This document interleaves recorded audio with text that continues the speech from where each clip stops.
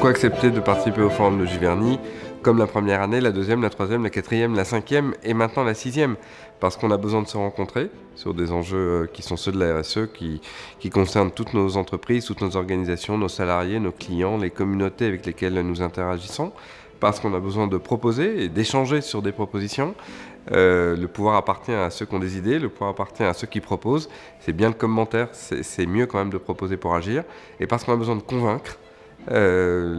Sébastien Lecornu le rappelait ce matin en ouverture, on rentre dans une phase dans laquelle nous avons en permanence besoin de nous rappeler qu'il faut convaincre et que cet effort de conviction, il est porté par des acteurs, il est incarné dans des propositions et il s'appuie sur des gens qui ont envie de le faire. C'est l'objectif d'être ici.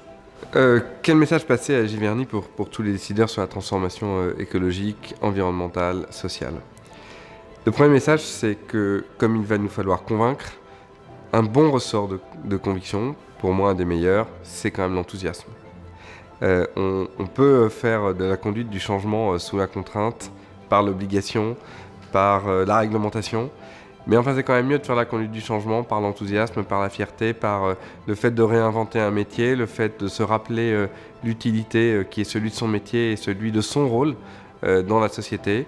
Dans l'aérien, voler c'est être libre, voler c'est découvrir des autres pays, d'autres cultures, d'autres personnes, pouvoir s'ouvrir, ouvrir sa curiosité, nourrir son discernement, peut-être penser différemment et certainement agir et vivre différemment.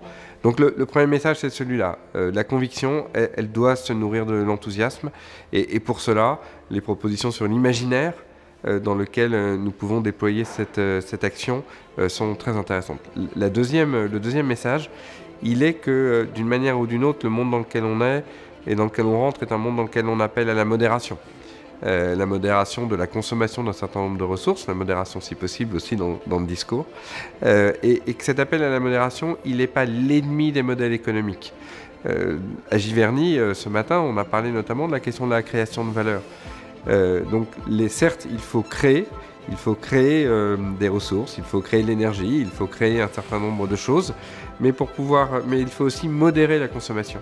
Et cette modération, dans le transport aérien, elle est utile et nécessaire tant que des grandes innovations technologiques viendront prendre le relais sur voler avec des carburants alternatifs durables qui n'émettent pas de CO2 ou qui en émettent beaucoup moins, voler sur certaines distances, peut-être avec de l'hydrogène, se dire que le meilleur ami de l'avion peut être le train, se dire que le mix énergétique il peut être propre, neutre, se dire qu'on peut revoir les déplacements vers l'aéroport ou pour tous les salariés.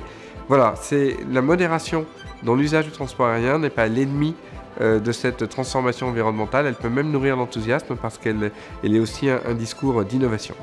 Alors comment inciter les entreprises à faire plus, à faire mieux sur la RSE? D'abord partager nos expériences, partager les bonnes pratiques, savoir partager aussi les échecs des uns et des autres, se rappeler que l'obligation c'est mieux, c'est bien, l'invitation, l'enthousiasme et la transformation c'est mieux, se rappeler, comme ça a été évoqué ce matin à Giverny, qu'avec des référentiels de type la CSRD, on va parler à l'extérieur, mais qu'il faut d'abord embarquer nos salariés, nos sous-traitants et nos communautés. Dans un aéroport, la communauté aéroportuaire a tout son sens. Et puis peut-être pouvoir dire que la meilleure manière de le faire, c'est de revenir à Giverny.